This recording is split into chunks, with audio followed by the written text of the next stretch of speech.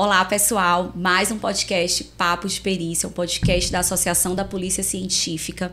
E esse é o nosso segundo podcast em que a gente vai tratar de forma específica do Congresso de Criminalística. Então, para quem ainda não sabe, o 27º Congresso de Criminalística vai acontecer em São Luís de 10 a 13.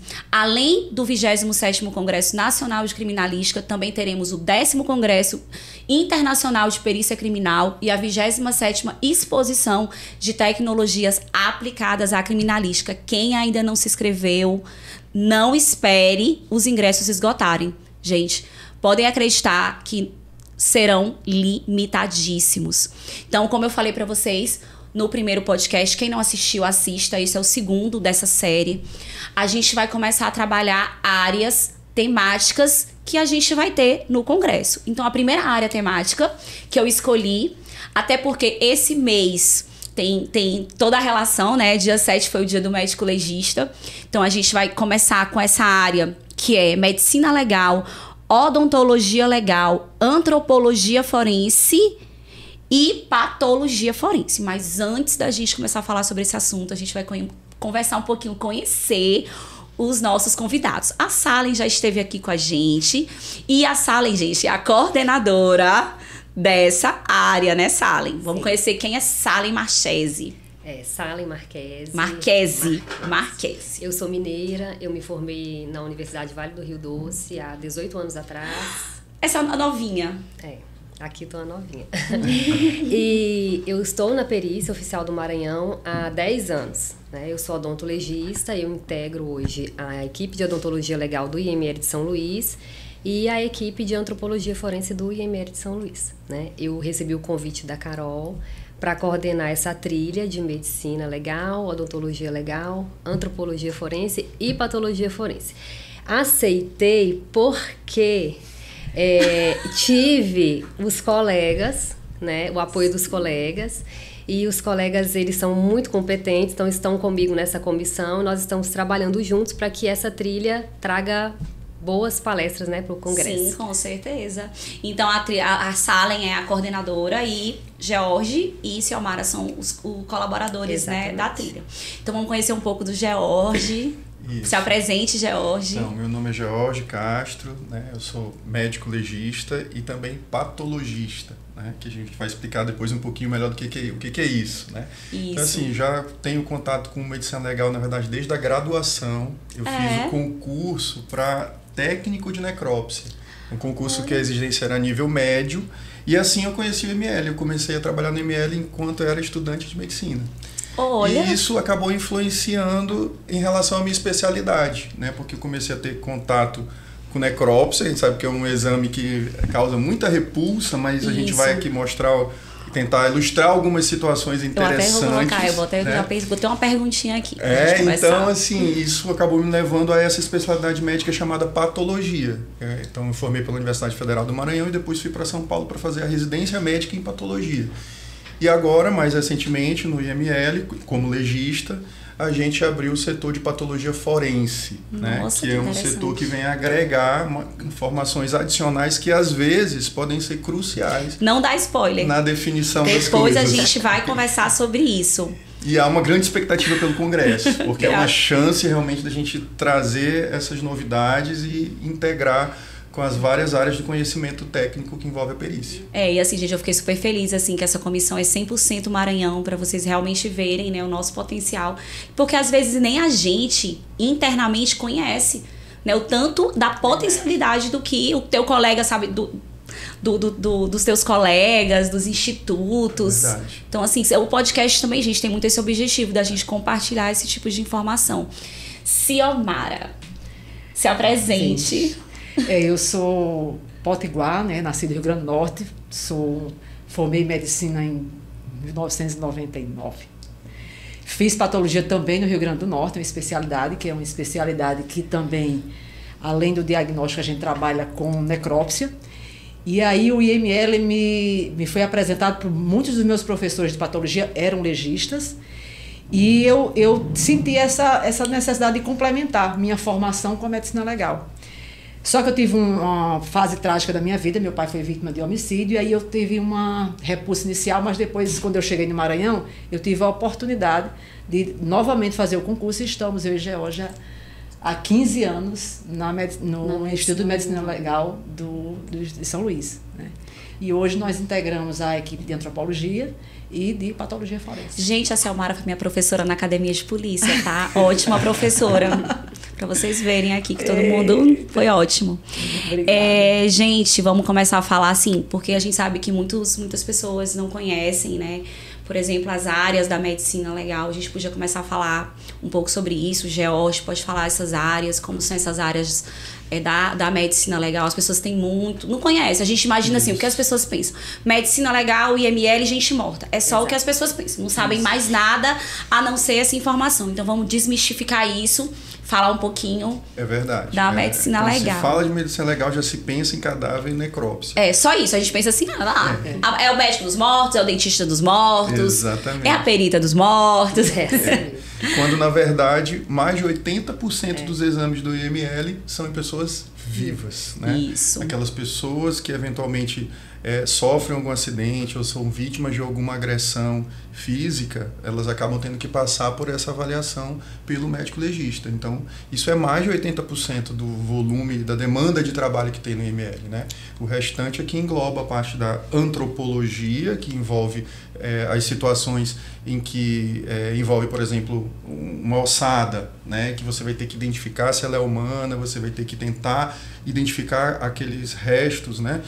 Mortais, né? E a antropologia forense cuida dessa área.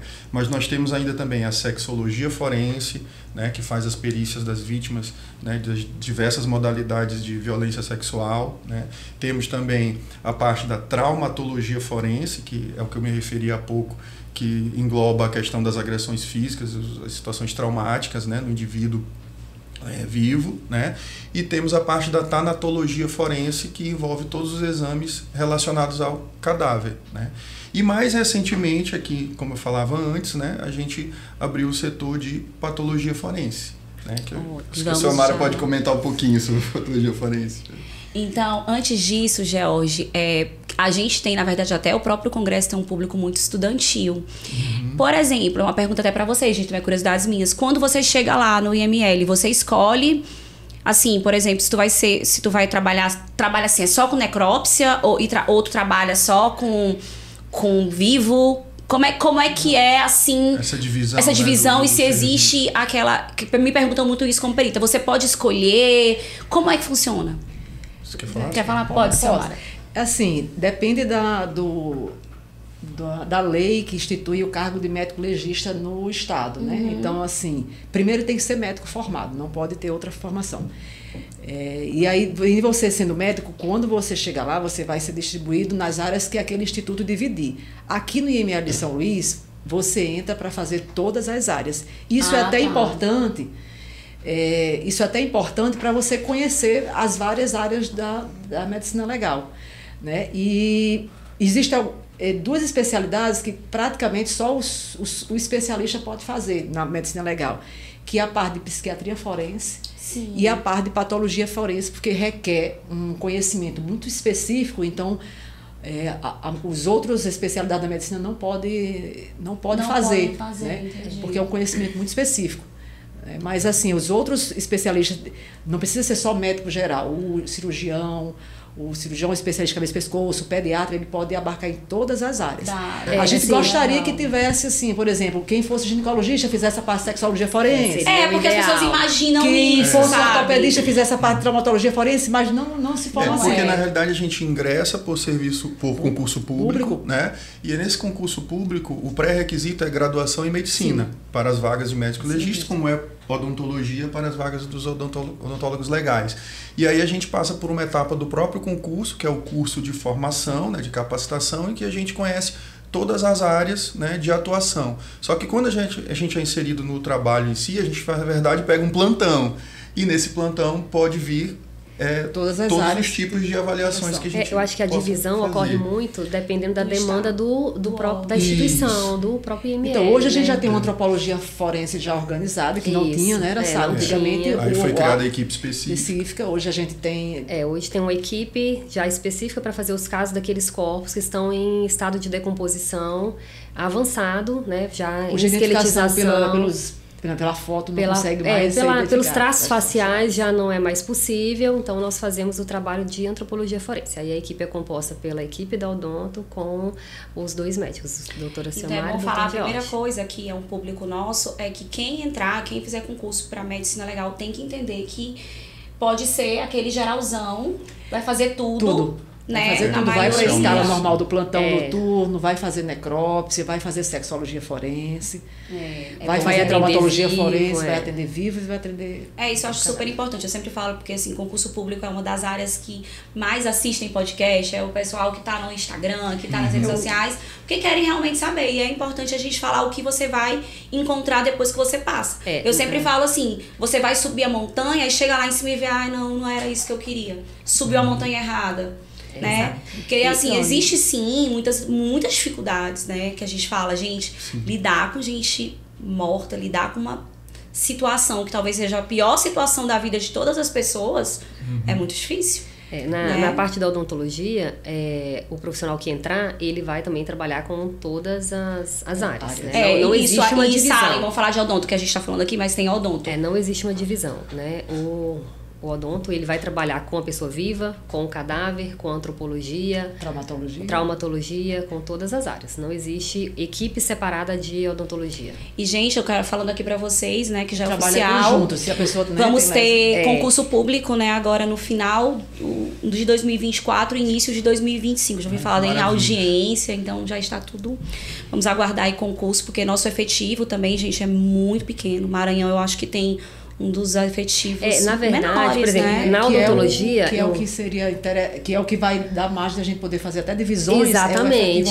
Hoje a gente não consegue fazer essas divisões. Também é bom falar isso. Exatamente, pelo quantitativo. Então, por exemplo, a equipe de odontologia legal, ela é bem pequena.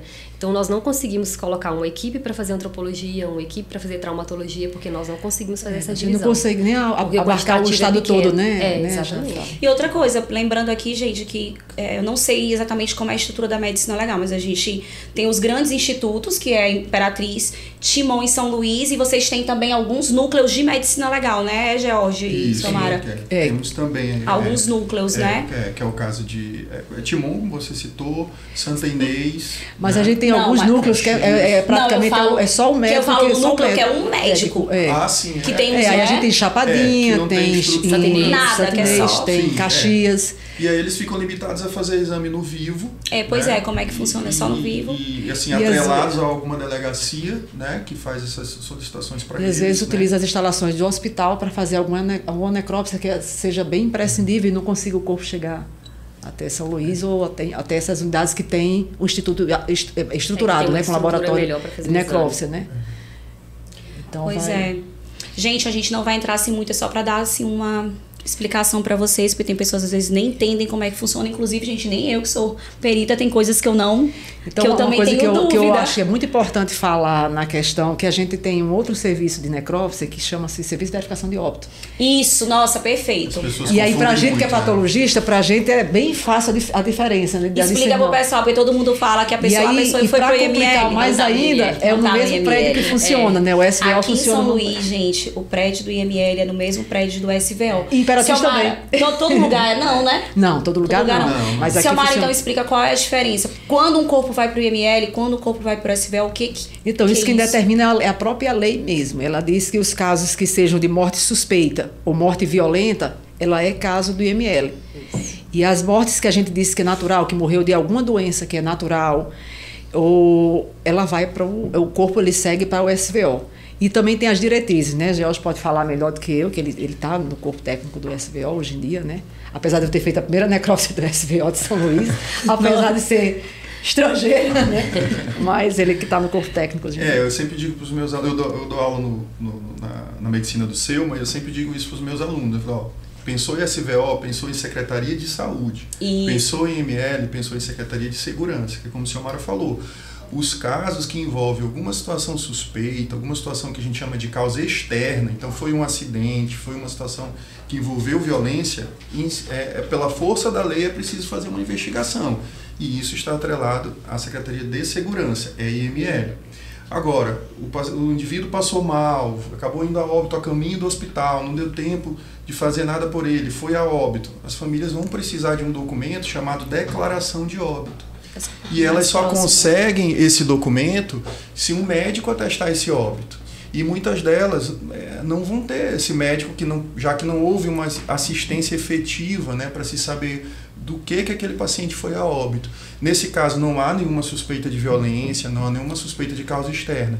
Esse caso é encaminhado para o SVO, Serviço de Verificação de Óbito, que é, como a senhora disse, para causas naturais. Então lá existe uma equipe de patologistas, eles não são legistas, é que eu, no caso, sou os dois. Né, eu ia perguntar, então vocês são os dois. Mas são coisas totalmente desvinculadas, né? E lá vai ser feita uma necrópsia chamada necrópsia clínica, que tem por objetivo não esclarecer uma situação externa, nem um crime, não tem crime envolvido. Apenas se quer esclarecer qual foi a situação natural que levou aquele indivíduo a óbito para conseguir fornecer para a família o documento de declaração de óbito. E às vezes tem resistência, né, da necrópsia, mas a necrópsia a gente entende como sendo bastante importante, até para a família às vezes não conhece uma doença que é familiar, às vezes não conhece uma doença que vem se arrastando, e a gente descobre lá, às vezes é uma doença, um câncer, às vezes é uma doença cardiovascular que a família tem e não conhece, às vezes é uma doença genética, e a gente vê isso na necrópsia de SVO. Olha, é importante, tá aí, gente, eu nem sabia. Porque o que mais as pessoas falam é assim, por favor, não deixa abrir o corpo. Não, a gente fala, por favor, não deixa abrir o corpo. As pessoas entendem como, de repente, uma violência, quando na verdade é um cuidado. Né? Nós estamos tentando investigar e descobrir a causa daquela morte. Olha, eu já tive uma situação que eu até hoje creio que a gente ajudou, ao fazer uma necrópsia, a salvar uma vida. Logo que eu cheguei da residência médica, no SVO, eu fiz um caso de um indivíduo de mais ou menos 20 e poucos anos, atleta e tudo, uma pessoa que não tinha história de consumo de drogas, nada disso. E simplesmente esse rapaz, ele teve uma convulsão e foi a óbito. Ele foi para o SVO. Lá nós descobrimos na necrópsia que, na verdade, ele teve um aneurisma de artéria cerebral. Então, uma malformação numa artéria do cérebro que causou uma hemorragia, fez ele convulsionar e ele foi a óbito.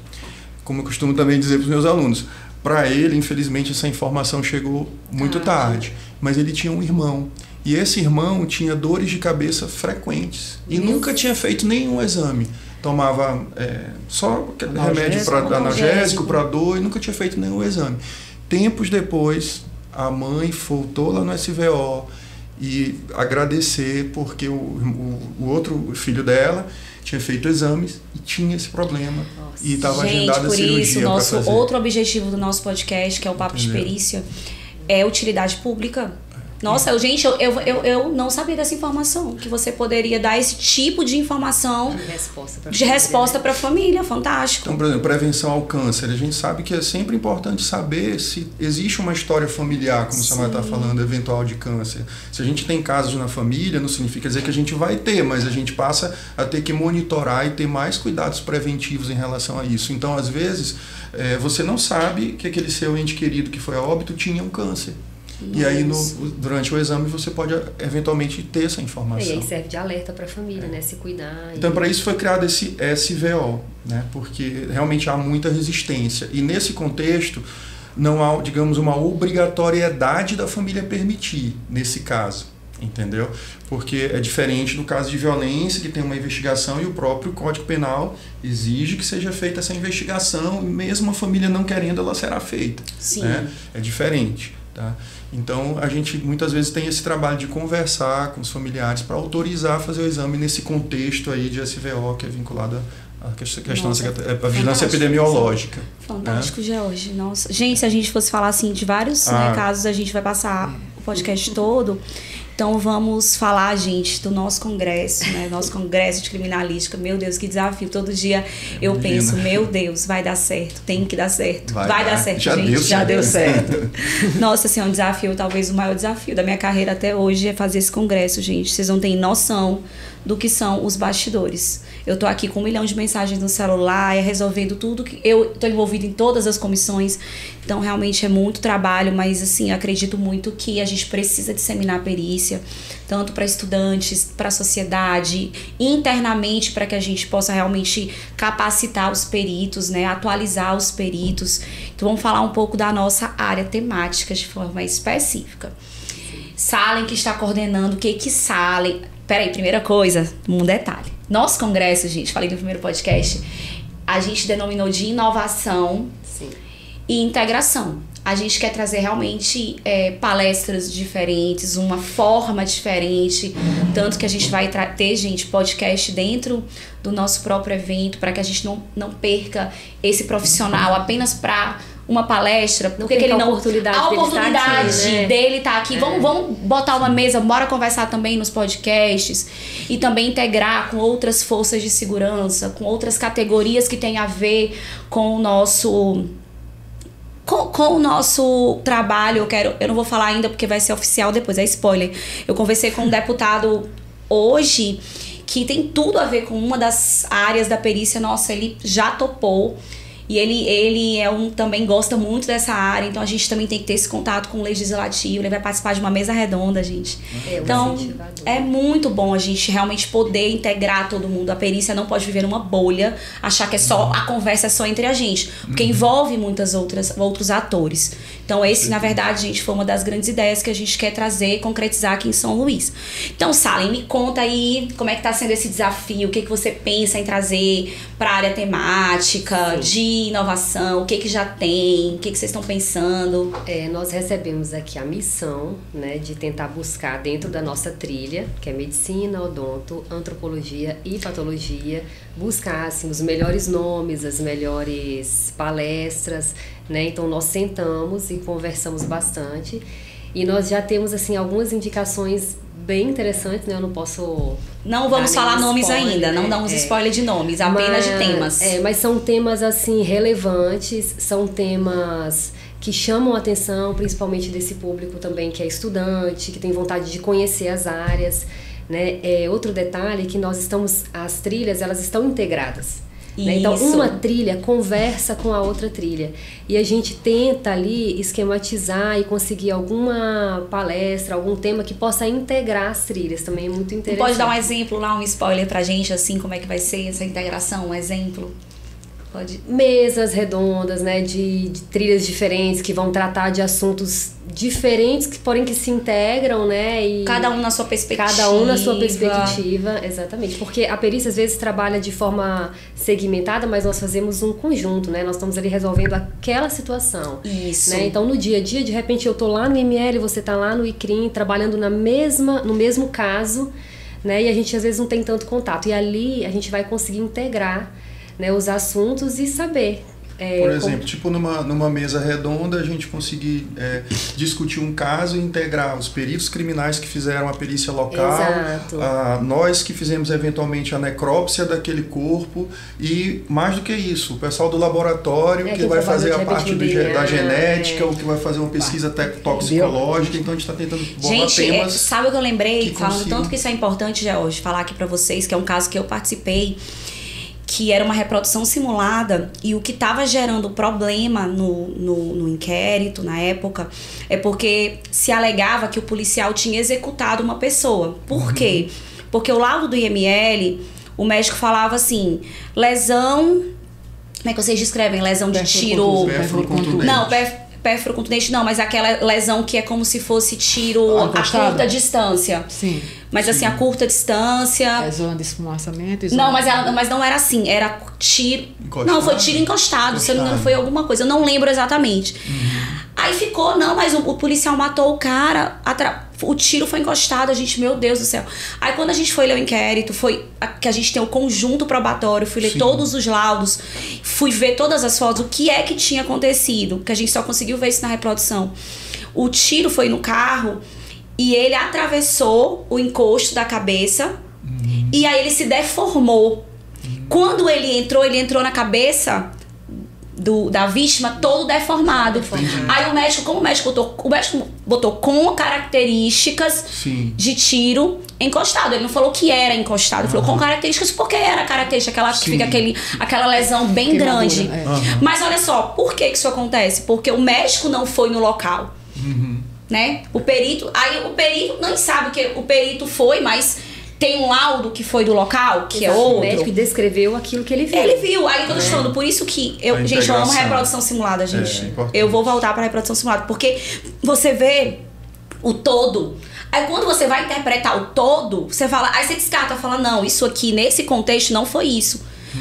Isso aconteceu por quê? Porque o projétil atravessou o encosto do banco, deformou e acabou gerando uma lesão com essa característica, mas não quer dizer que o policial tinha matado o cara, tinha tido uma execução. Então, gente, olha a diferença. Tem um caso semelhante a esse, que a única vez que eu fui a um campo, né? Porque a gente fica limitado. Vocês também não vão, né? Não, os médicos não vão pro campo, gente. Quem vai são os peritos. Só vai. E a única só vez... quando a gente vai nas exumações. Nas exumações a gente vai. Mas é planejada, é agendada, né? Eu tive um único caso que eu fui para um campo e assim, ele tinha uma marca no pescoço que parecia uma marca de corda. E, na verdade, não era uma marca de corda. Ele estava há 20 dias debruçado sobre uma raiz que cresceu um fungo prateado e marcou o pescoço dele. Olha só. Como é? Porque a gente descobriu da posição que ele estava e a gente viu que o que marcou o pescoço dele, a gente fez exame de patologia, viu que não tinha lesão nas partes moles, não tinha lesão nas carótidas. Na época não tinha reação vital. E aí a gente chegou, como na posição que ele estava, o fungo crescia prateado na raiz até onde ele estava e depois continuava. E onde o corpo estava não tinha. Então a gente colocou que aquela pressão foi feita pela raiz, que cresceu durante o tempo que ele ficou deitado lá em cima do... Gente, eu adorei já essa ideia, para vocês verem a importância, né, da gente ter esse conhecimento. E a integração, o congresso, apesar de nós todos nos conhecemos aqui, cada um trabalha no seu canto, e eu acho que o congresso aqui na cidade, vamos conhecer e conversar, e vai trazer vários frutos de integração e de comunicação entre os peritos. Exatamente. Entre os setores, né? Carol, assim...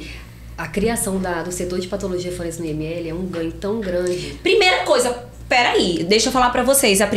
Lembra do nosso tema que é a inovação?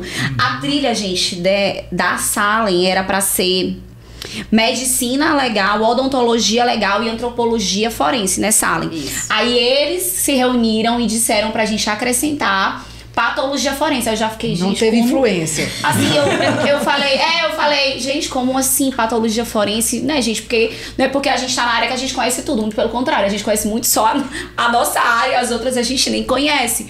Como foi a ideia de vocês colocarem, acrescentarem essa temática forense. E vamos falar o que é a patologia forense, a importância, o que vocês estão pensando em trazer para o congresso. Eu vou falar bem pouquinho que eles que são os patologistas.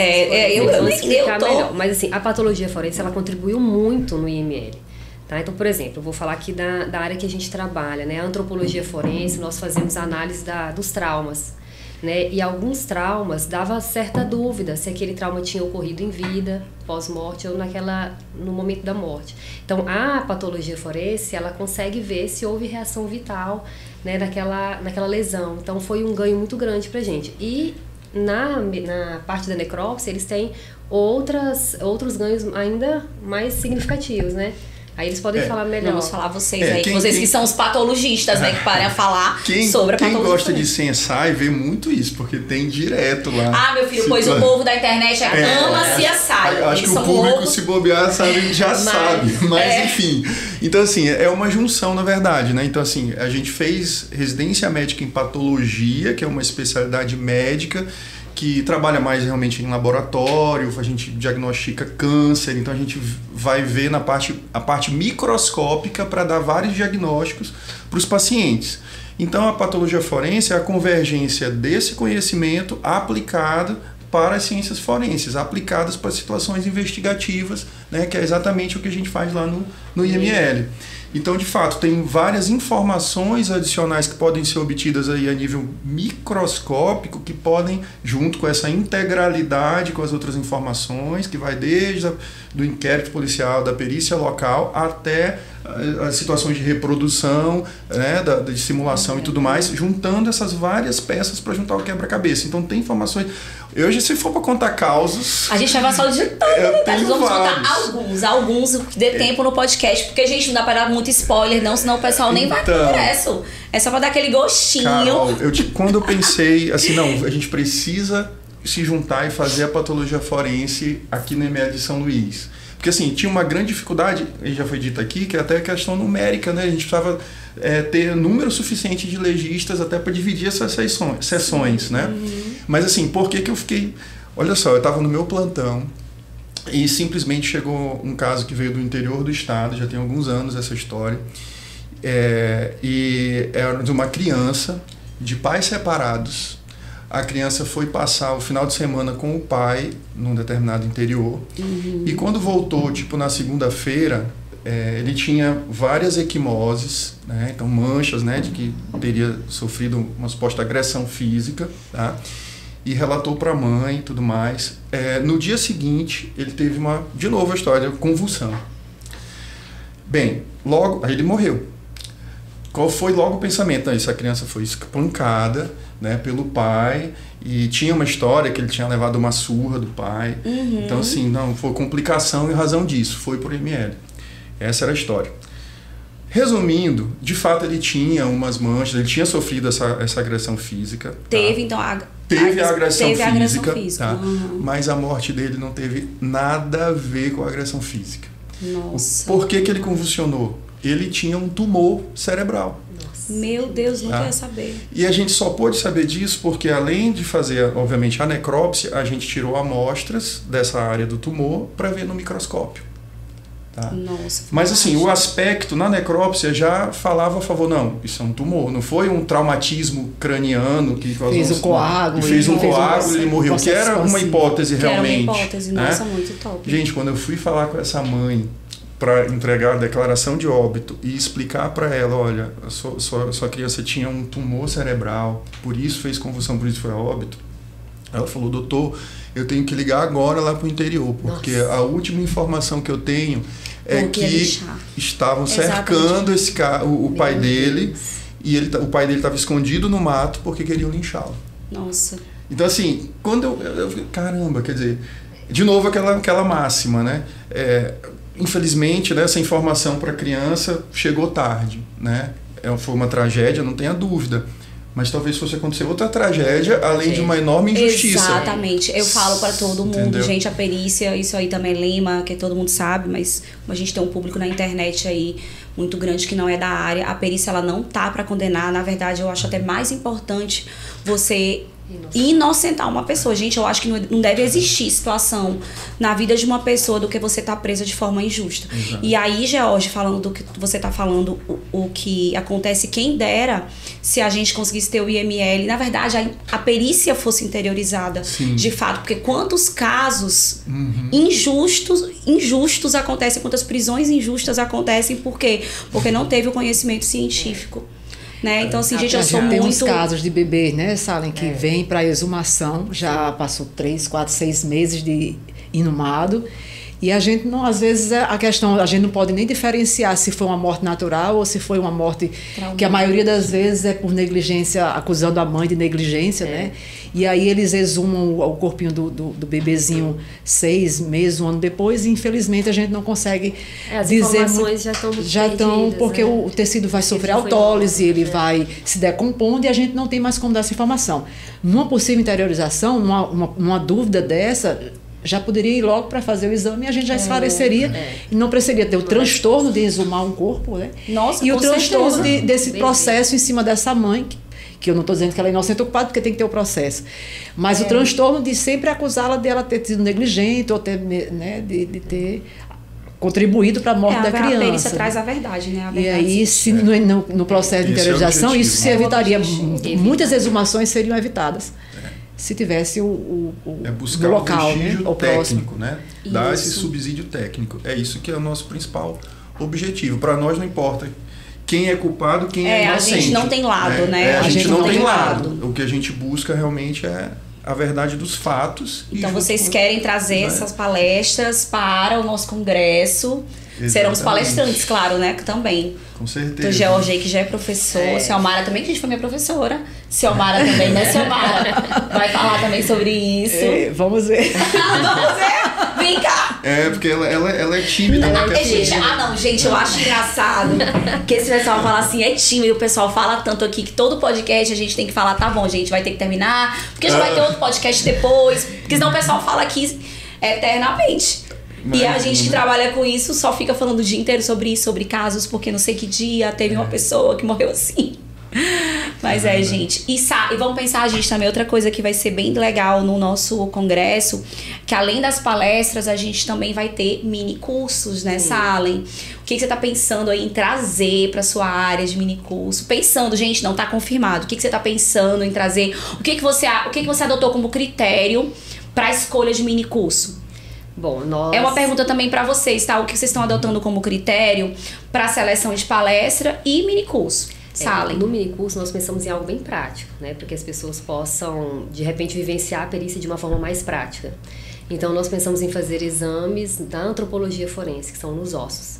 Né? E aí tem alguns nomes, né, que nós já sugerimos, né, de pessoas altamente competentes que elas decodificam aquilo que os ossos tem para nos dizer, né? Aqueles que os ossos falam, né? O que aconteceu com eles ali. Então, as marcas, né? Eles, através do exame da ossada, nós conseguimos saber o sexo que aquela pessoa tinha, né? Feminino, masculino, a idade aproximada, a altura, né? Uma afinidade populacional. E conseguimos também analisar os traumas e, de repente, tentar ver ali a dinâmica daquele evento de morte. Tá? Então, na nossa área, nós estamos tentando trazer algo mais prático, né? O estudo. Sabe o que eu pensei falando como perita de local, tá, gente? Que eu fui perita de local há mais de 10 anos. Sabe o que acontecia muito? Achado de ossada. Sim. Só que às vezes a ossada é o de cachorro. Eu fui uma vez. Acontece mesmo. Tava no interior, gente, até helicóptero, todo mundo, toda a população inteira. Aí quando começou a cavar, era um cachorro. Mas a gente recebe no IML era um cachorro. ainda hoje, né, Ciomara? Mas vamos pensar na perspectiva de quem vai fazer a perícia. Porque assim, quando a pessoa, como é que a pessoa tá ali no mato, aí ela vai cavando, ou ela vê um pedacinho do osso. É isso que eu queria te falar. Ela vai chamar a polícia, gente. Não é que tá errado isso que aconteceu com o cachorro. Claro. Realmente só tinha parte do osso pra fora. E é claro que a pessoa não vai ficar procurando. Mas isso vocês pensam em trazer, por exemplo, uma pergunta para cá. Isso é uma auxílio da patologia forense, essa daí também. Então, por exemplo, quando nós recebemos um osso íntegro, sim, pelo formato, pela anatomia, nós conseguimos dizer se ele é um osso humano ou não. Porém, se eu receber um fragmento ósseo, eu não vou conseguir dizer se ele é humano ou não, só a antropologia. A antropologia. Mas a patologia diz. Olha, eu não sabia. Se ele é humano ou não. Não, tem situações que pode ser muito dúbio, né? E como a Sani falou, principalmente se for um fragmento, e às vezes começa assim, né?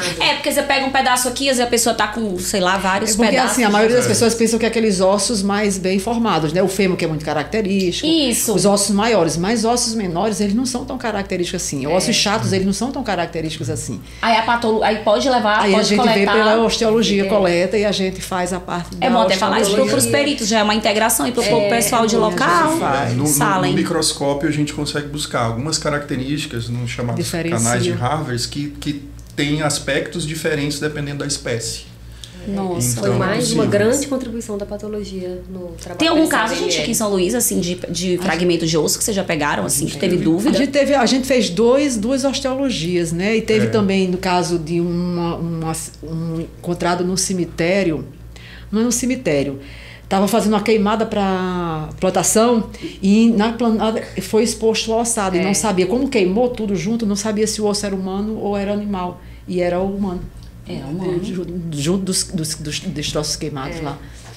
Né? Então, era nossa, gente, muito interessante. E aí, desse osso também, detectando que é humano, a gente faz a amostragem para mandar para o nosso outro instituto, que é o IGF, para tentar fazer um perfil genético e a gente tem um banco de desaparecidos enorme, né? Gente, e esse realmente, agora que eu tô linkando com muita integração, porque você pega um pedaço de osso que talvez não fosse nada, você já descobre que é humano na patologia forense, vai pra genética, coloca no banco de desaparecidos e de repente tem uma família que tem uma pessoa desaparecida. Esse do queimado a gente encontrou, né, Rangel? Era uma senhora que já tinha 2 filhos, né? Ela tava bebezinho quando ele foi trabalhar na roça e desapareceu. E ela voltou Sim. depois de 5 anos e disse, eu acho que é meu marido. Trouxe os filhos, fez o perfil e era ele. Gente, É incrível. fantástico. E a gente perguntou por que ela achava que era ele. Porque ele tinha desaparecido naquela área, naquela região, né? sim. Então, quando foi encontrado ali naquela região, ela desconfiou. Que podia ser ele. 5 anos depois. Nossa, gente. Pensa que não acontece, mas acontece essa situação. E aí tá recente a patologia forense aqui. 2021, A gente começou em 2021. No meio da pandemia, assim. No período da pandemia. Nossa, gente. Que mais, Salen, que você pode falar aí de spoiler da sua coordenação aí? Você está pensando, gente, nós estamos na fase de definição. Por isso que a gente vai falar a palestra, porque a gente está assim, teve várias sugestões, né, dos coordenadores, a gente está avaliando porque a gente tem um fluxo, né? Eu sou presidente do evento, mas, gente, eu nem interfiro, né, na comissão científica, né? Às vezes eu faço algumas sugestões, mas quem decide é o coordenador. Aí o coordenador senta com os colaboradores e define temas, como ela tá falando, temas relevantes, né, Salen? Temas relevantes. Uma área dessa, por exemplo, que muita gente não conhece, a patologia forense, a potencialidade da patologia forense para, né, ajudar nas investigações. Na área da odontologia, nós pensamos numa perita que ela tem uma casuística muito grande com carbonizados. Nossa, muito bom. E a gente sabe que nos casos de carbonizados, os dentes, eles fornecem muitas informações para tentar identificar aquela pessoa. Então, a gente pensou nessa palestra, né, nesse tema. Ela tem vários casos. Na parte de patologia... Medicina legal, medicina legal, Na medicina legal, nós estamos pensando em alguns casos de repercussão nacional, né? De isso geralmente é uma coisa que o pessoal... Gente, o pessoal gosta de história. Saber como é que vocês desvendaram isso. É a pergunta. Como é que vocês conseguiram saber? E assim, você imagina, existem alguns casos mesmo de repercussão nacional que você de repente viu aquela reportagem na TV e aí você conseguia olhar, né, assim... Gente, eu tenho um caso. Perito, ele explicando como que ele fez. Gente, eu posso falar eu não sei se vocês vão, assim, claro, midiático do cara da IOC, a Elisa, Elisa Matsunaga. Porque há aquela discussão que falam, né, que o médico fala que ele morreu, que ele tava vivo. Que ele tava vivo. Isso é uma coisa que eu sou doida pra perguntar, não sei se vocês sabem, isso já é público, né, gente? O que aconteceu? Tu sabe, Jorge, assim, do que aconteceu? É sobre a discussão. Sobre a discussão, se tava vivo. Se ele estava vivo quando ela começou a seccioná-lo em várias partes. Né? Exatamente, que pra seccioná-lo. Então. Aí é isso que as pessoas querem saber. Eu mesmo quero saber, porque eu ficava, gente, mas será que é mesmo? Porque aí o médico, né, o assistente técnico, eu acho que foi um assistente técnico, já era um legista aposentado, alguma coisa assim. Eu não lembro assim, eu só lembro que ele falou que não, que ele já estava morto. Foi uma discussão assim que eu fiquei muito vidrada nisso, que rapaz, eu vou perguntar para o médico, assim, que eu conheça, para ver o que ele sabe. Você tem várias nuances técnicas que podem ajudar nessa resposta, né? Inclusive a patologia forense. A gente estava falando ainda há pouco, a senhora falou de reação vital, né? O que é essa reação vital? Então, quando ocorre uma lesão, se a gente está vivo, vai haver uma série de alterações nos vasos sanguíneos, células inflamatórias vão para aquela região. Então, isso é que a gente está chamando de reação vital. Existem características que a gente consegue ver a olho nu, que já vão dar essa informação, mas às vezes você pode ter situações dúbias. Caramba, será que essa mancha aqui, ele estava vivo ainda ou não? Então, numa situação dessa, você pode tirar amostras daquela área, daquele corpo, e pode examinar no microscópio. Tá?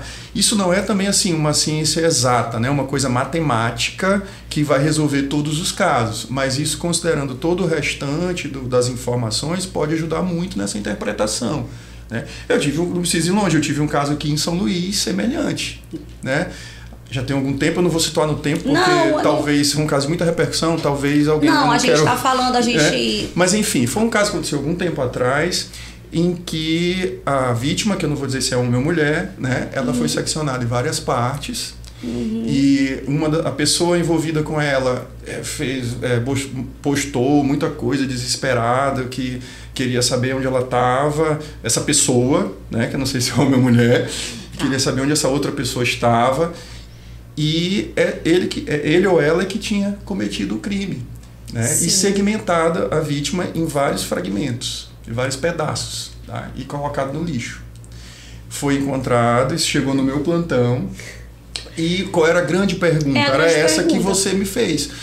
Ele seccionou, ela estava viva a pessoa estava viva quando ele fez essas secções, e a gente conseguiria dizer que não. Por quê? Porque não tinha reação vital. Então foi depois, né? matou. Foi depois. Primeiro matou e depois que esquartejou. Exatamente. No caso desse da Matsunaga, tem uma discussão, porque me parece que assim, não foi feito esse estudo nessas áreas das lesões. É isso que eu e tem uma discussão também. Porque encontraram sangue nas vias aéreas, né? Então ele teria inalado sangue, né?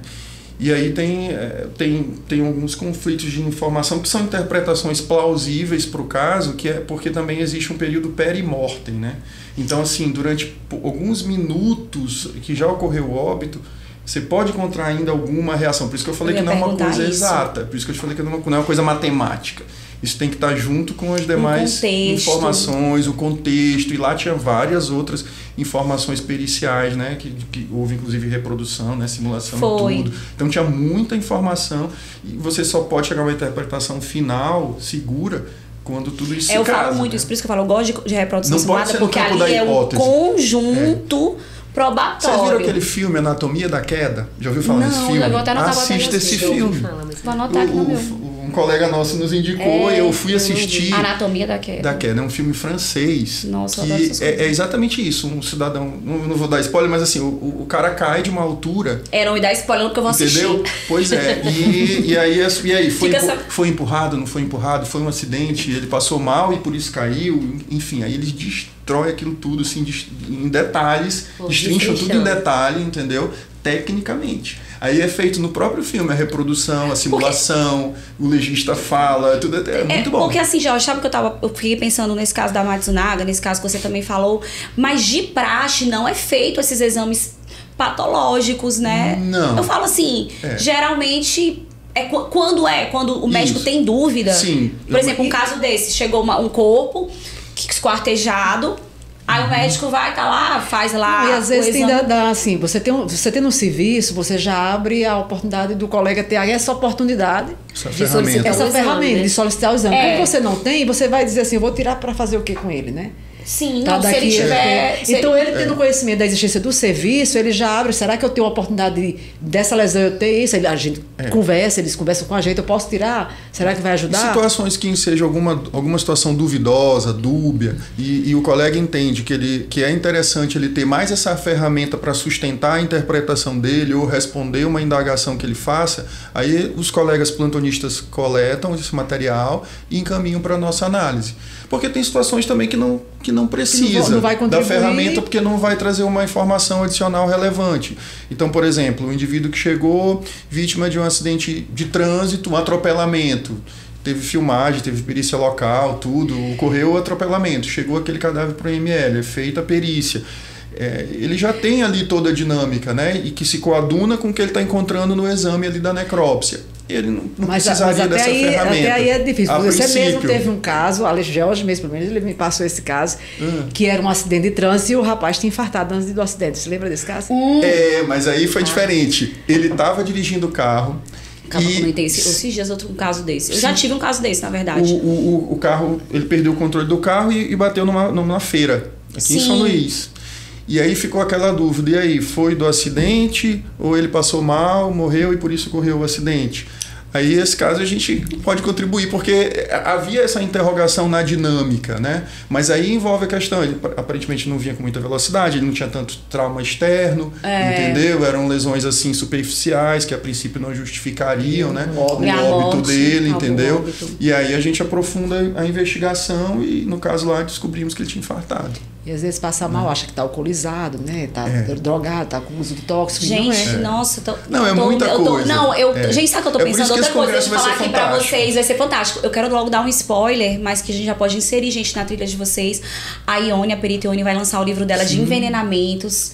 É uma das trilhas, das ideias que a gente estava pensando. Trazer alguma coisa porque a Ione vai falar, gente, só sobre envenenamento, toxicologia, que a gente teve um caso aí, que foi assim que a gente ficou mais amiga um tempo atrás, e a gente se debruçou sobre o caso, e casos de envenenamento são casos assim que se tornam desafiadores mesmo.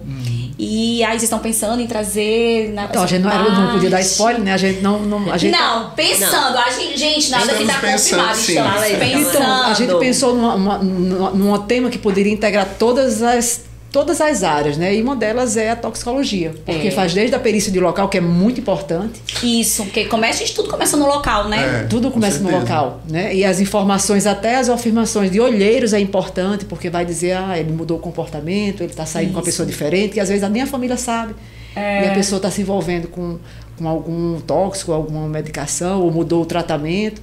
E aí depois vem o corpo para a gente examinar, e a gente tem que estar alerta para coletar amostras para fazer o exame, e vai para o ILAF, que é o nosso outro instituto de laboratório, que vai detectar a substância, né? E aí é uma integração. Nossa, gente, seria perfeito. Gente, mas sabe também, eu tô falando tudo com perita de local. E a patologia também traz algumas informações. Outra coisa que acho que a patologia, deixa eu te falar outra coisa também super interessante para quem é de local e também que as pessoas gostam de saber, é a questão assim desse diagnóstico diferencial de morte, quando a gente quer saber homicídio ou suicídio, tem muitos casos, né? Também são muito bons de discutir.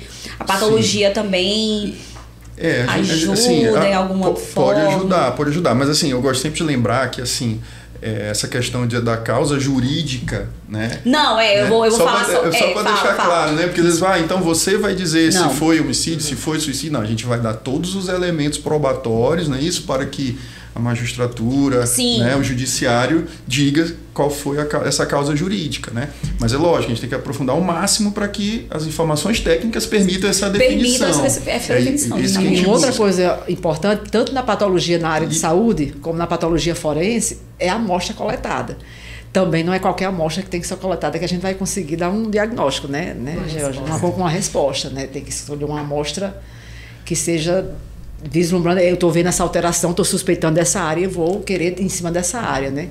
E vocês recebem também a amostra dos outros institutos?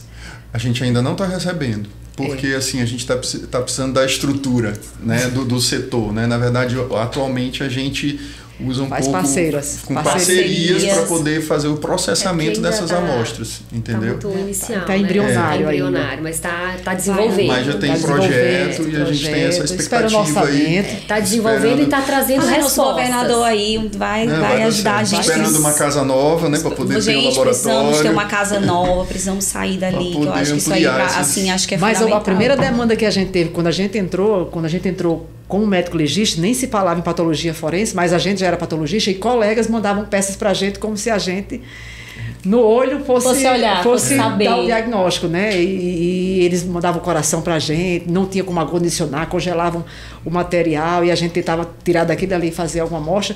E o laboratório forense recebeu, às vezes, de dentro de um carro para saber se tinha um fragmento de tecido, que eles não sabiam se era a pele humana ou tecido qualquer. E aí o laboratório disse, era na época a doutora Gislen, era a diretora do ILAF, né? Ela disse, tem como fazer? Eu disse, tenho, agora eu tenho, para custodiar, eu tenho que ver qual é o parceiro que vai.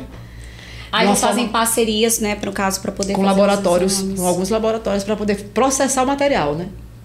A leitura é com a gente é que faz a leitura, a gente é que carrega o material, a gente é que... O processo que é em maquinário, a gente tem que usar a estrutura de um laboratório parceiro.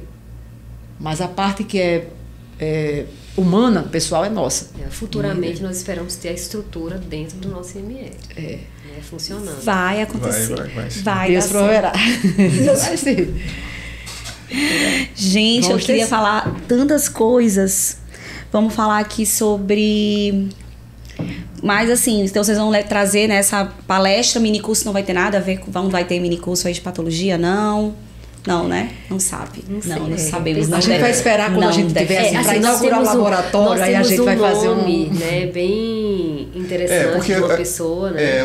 Porque também um pouco na hora que assim, esse momento é o que eu chamo de brainstorm, né? Isso, brainstorm então assim, depender também desses nomes, que vai ficar mais fácil de visualizar qual vai ser a conjuntura ideal, né? Se é um minicurso, se é um workshop, se é uma parte prática. Uma pergunta para vocês, por exemplo, vamos pensar na perspectiva agora do médico legista que vai querer ir num evento. O que ele está buscando? Por exemplo, porque é diferente de um estudante. O estudante praticamente tudo é novidade. Ele quer palestras mais casos de repercussão, ele quer palestras mais básicas, mas e um profissional que vai para o congresso, George? O que ele vai esperar encontrar aí? Eu acho que ele vai querer aquilo que, do ponto de vista prático, pode ajudá-lo num plantão, né? Na hora que ele está lá sozinho no plantão. É o que eu mais ouvi. Com gente, certeza. Eu tive em Brasília e o pessoal fala assim, cara, bota as palestras pra gente saber o que na prática a gente vai poder usar. Exatamente. No plantão, tu falou exatamente o que eu ouvi lá em Brasília. Porque às vezes você vai para um congresso, aí o cara traz o que tem de, Nossa, de então novidade que não foi lançado nos Estados Unidos recentemente, lá em Harvard e tal. Mas na prática, na hora que você tá lá no plantão, infelizmente você não tem aquela ferramenta, não vai poder usar. Né? Gente, dicas aí pros outros coordenadores, viu? Claro, além da gente vai atualizar e todo mundo, de tudo que há de mais moderno, mas vamos lembrar que o perito, ele quer saber na prática o que ele vai fazer no plantão com aquela informação. Isso, naquele tipo de já situação ouvi exatamente duvidosa. isso. Olha, por favor, vê realmente o que a gente vai poder usar no plantão, que o conhecimento que vai me dar assim melhorar minha técnica, melhorar meu dia a dia. Então assim, pro médico legista, né? Adorei. Tem várias situações desafiadoras. Uma situação que, assim, eu enquanto plantonista sempre tive, assim, realmente muita preocupação por exemplo, abuso sexual em crianças, que é um tema, assim, extremamente delicado, né? É um exame difícil, né? Hoje a gente tem o Centro de Perícias. O IPCA já veio aqui, a Flávia esteve aqui, a doutora Flávia Maia. Eventualmente, esses casos ainda acabam indo no IML, né? E aí, assim... então. Porque a gente ainda não se consegue abarcar todos as 24 horas de domingo a domingo, sim, né? 24/7 não tem. Não, entendeu? Então, eventualmente esse caso vai para lá. Então, o plantonista geral lá, quando ele se depara com esse caso, ele já fica preocupado ali, né? Assim, por quê? Porque tem lesões difíceis, né? Tem lesões que causam dúvida. Até porque o próprio exame na criança, ele é mais complicado. É muito delicado. O adulto, ele tem a consciência, né? De que precisa fazer aquele exame. A criança tem que ser toda uma conversa. A Flávia falou aqui. Lá não tem nem o que falar. Ela fala até como você vai conversar, como é que eles têm muita experiência. Eles têm psicólogo, tem mas aqui e acolá, o plantonista no IML ainda imagina. Então, uma dificuldade que tu acha quando chega esse crime sexual em criança. Então, você vai como você é plantonista, vai mapeando aí o que é de dificuldade, o que é que você pode levar ou trazer um profissional que possa dar esse direcionamento. Então, olha, como é que eu vou resolver isso aqui no plantão? Exatamente. Esse falando em plantão, às vezes a gente debate muito a questão de, às vezes, porque o IML está demorando a liberar corpo. Né? Nossa, O maior nosso problema é assim, a educação para se divulgar para a população. É documento. Se não tiver documento, infelizmente, é difícil. Não dá para confiar naquela informação. Não, eu sei que é ele, eu estou reconhecendo aqui, é ele, é fulano.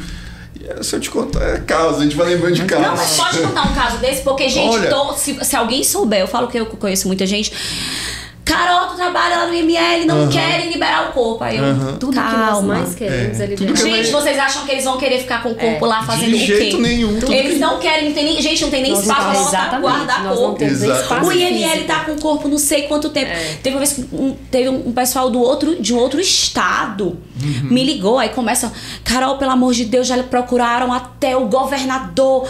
Não Quando adianta. foi ver, gente, é realmente problema. Pode ter certeza que tem alguma coisa. Foi isso, ninguém quer. Dependência de documentação. Tem algo técnico que tá precisando, não entendeu? Vez por outra, a gente tem situações que o indivíduo nunca tirou um RG. Não é uma pessoa. Ele tem só uma certidão de nascimento. Não. É adulto, nunca tirou. Entendeu? Então você tem todo um protocolo, né? Tem que investigar no sistema, ver se tem alguma ficha datiloscópica relacionada com esse indivíduo. Assim, um grande ganho que nós tivemos também, que nós temos uma cooperação com a Polícia Federal. Então, hoje nós fazemos essa busca em todos os estados. Então, às vezes demora um pouco para ter a resposta. E às vezes a família, para agilizar, diz que não tem um documento. E às vezes até a família não tem conhecimento, mas aquela pessoa de repente passou por outro estado e fez um documento em outro estado. Então, o corpo, ele só sai do IML identificado. E quando a gente fala identificado, não estou falando em reconhecer. Porque isso explica a diferença. Não basta a família olhar o corpo e reconhecer como sendo aquele parente dela, né? Nós precisamos de uma identificação técnica científica. Então, nós vamos identificar o corpo. Então, ele não sai dali só porque o fulano falou que é o filho, que é o pai. E essa identificação, ela tem os processos de identificação, que é ou por papiloscopia, que é a digital, ou pela odonto ou pelo DNA. Né? A papiloscopia, ela é a mais comum, porque normalmente as pessoas têm documentação. Normalmente. Esses casos que o seu Mário está dizendo, que são complicados, que o corpo demora para liberar, normalmente eles não têm documentação. Alguns casos, as pessoas não têm nem certidão de nascimento. Carol, não estou brincando. Meu Deus. A pessoa não nasceu... Né? Ela não nasceu. Como é isso? E ela quer uma certidão de óbito, se ela não tem nenhuma certidão de nascimento. Ela tem, mas ela isso acontece. E aí? E aí ele vai fazer todo o processo judicial de ir para a Defensoria Pública, ir no Judiciário, para o Judiciário... Aí tem que fazer um exame de DNA também, para saber se realmente aquela pessoa é parente daquele que está reclamando, porque não tem documentação ali nem para comprovar um vínculo, não tem nada. E você não pode, né? Qualquer pessoa, assim, mesmo dizendo, a gente sabe que a maioria das pessoas são boas, mas tem pessoas de má fé. E vai resgatar um corpo que não é parente dela. E isso tudo é uma evolução. Posso dizer para vocês, como eu disse lá no início, que eu frequento IML desde a época da faculdade, houve um tempo em que não era assim. Houve um tempo que chegava lá, olhava, não, é ele mesmo. Liberava. E a gente porque não tinha ainda nenhum desses recursos, né? Sim, isso foi um processo, né, ao longo do tempo. E a gente tem casos desastrosos de pessoas que reconhecem e quando está velando dizem, não, mas não é meu parente.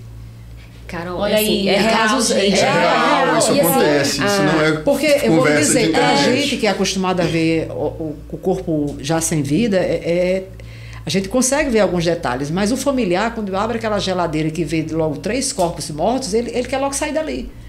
Né? Mas alguém tem que reconhecer. Fora toda a carga emocional. A carga emocional. A pessoa tá não tem nada pior do que você ter que ir no IML, vamos dizer a verdade. Né? Quem é que quer ir para o IML na condição de vítima ou na condição de acompanhar uma situação trágica? Ninguém quer. Nem a gente, então, até a gente já se sente eu mal. já presenciei caso que a família, claro, está fragilizada, então ela vai para o necrotério para fazer um reconhecimento e às vezes tem 2 corpos, ela já se direciona para o corpo errado.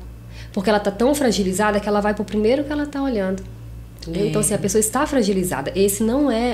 O reconhecimento não é uma técnica científica. Não tem como você confiar. Sabe? E as emoções naquele momento. Já pensou em terra, e às vezes enterra, e depois vai ter que exumar a pessoa, enterrar errado. Já aconteceu. É complicado. Então, assim, na verdade, a gente tenta conversar com o familiar e conscientizar de que aquilo é um cuidado que o IML tem, que o Estado tem de devolver o corpo para a família correta. Né, de identificar eles também sabem a pessoa, que tem um monte de corpo ali, né? Exato, e de identificar a pessoa como sendo aquela pessoa, sem erro, sem dúvida, com certeza. Né? A técnica é para isso. Ser seguro. Nossa. Gente, como eu sempre falo, a gente tem assunto, a gente não vai ficar esticando o assunto não, porque quem quiser vá pro congresso. Então, gente, aqui foi só assim, uma pequena conversa, um spoiler para vocês conhecerem quem está aí à frente dessa área temática, né, que é medicina legal, odontologia legal, antropologia forense e patologia forense. Já estou super entusiasmada com a patologia forense, gente. Realmente não Agora conhecia você entendeu a nossa solicitação foi, de ela inclusão ligou, da patologia. Eu fiquei assim, aí eu falei assim, patologia forense, meu Deus, como assim? Aí eu botei no grupo da comissão científica. Gente, patologia forense, não sei o quê. Aí a gente inseriu, né, gente? Até falar pra vocês que tudo que as pessoas me mandam no direct, mandam no privado, eu submeto à comissão científica sugestões. Gente, tem muita sugestão de palestras, sugestões de minicurso, tudo a gente está submetendo aos coordenadores. Eu passo para eles e eles analisam, né, a relevância do tema, a relevância, na verdade, o currículo do palestrante. Tem gente que até indica até o palestrante. Então a gente passa para que eles decidam. Só para falar aqui, gente, primeiramente eles vão se despedir, eu vou depois retomar algum ponto aqui. Então, gente, convidem aí o pessoal pro congresso, pro 27º Congresso Nacional de Criminalística, que vai ser no período de 10 a 13 de setembro, em São Luís, Maranhão, pela primeira vez, o congresso mais tradicional, o congresso... o maior congresso do Brasil e também da América Latina. Então não percam essa oportunidade de estarem presentes. Nós estamos fazendo o possível e o impossível, podem ter certeza, para que esse evento saia da melhor maneira. Tá? Bora lá, Salem como sua coordenadora. Primeiro eu queria te agradecer a confiança, tá, de ter me dado essa coordenação. E agradecer os colegas por terem aceitado estarem comigo nessa missão, tanto na coordenação como aqui.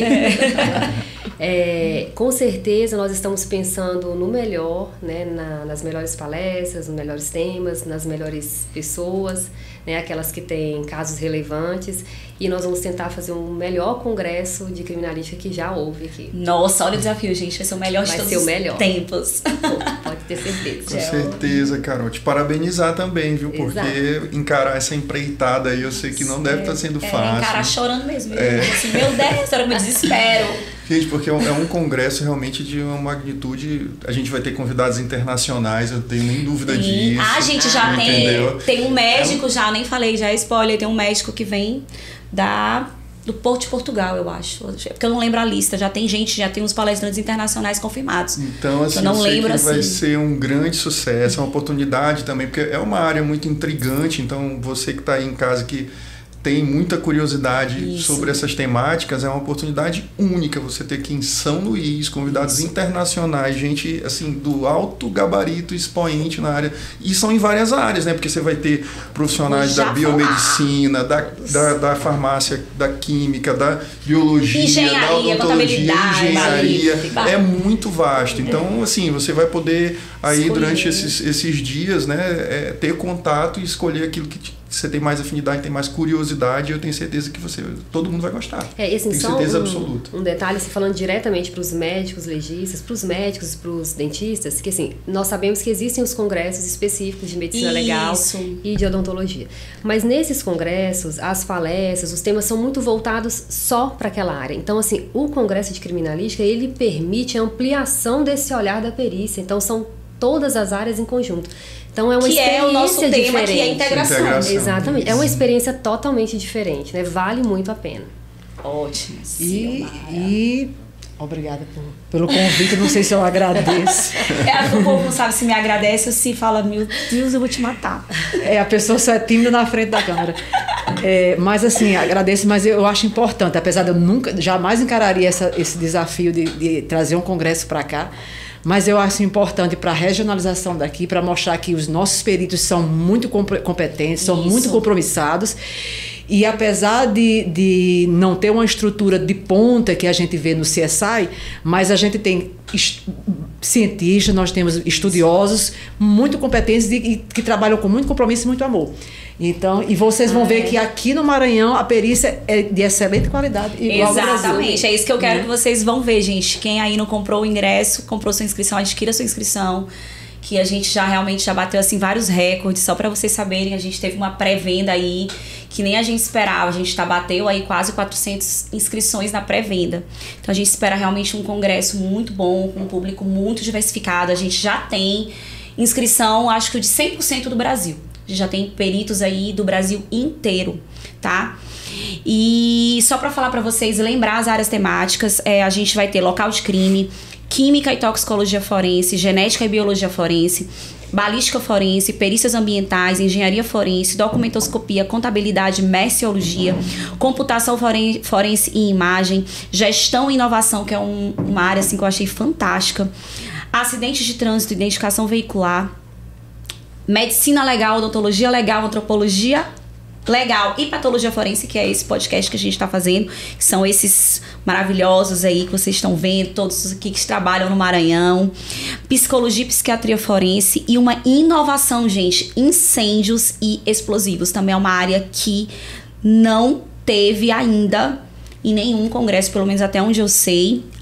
E feminicídio, a gente também outra inovação, gente, do evento, é uma área temática de feminicídio e grupos vulneráveis. Então a gente vai ter, gente, quem quiser vir, como a Salen falou, você vai ver algo integrado. A gente não tá aqui vivendo todo mundo na sua casinha. A gente quer que todo mundo converse, porque todo mundo precisa conversar. A gente não vive ali na bolha.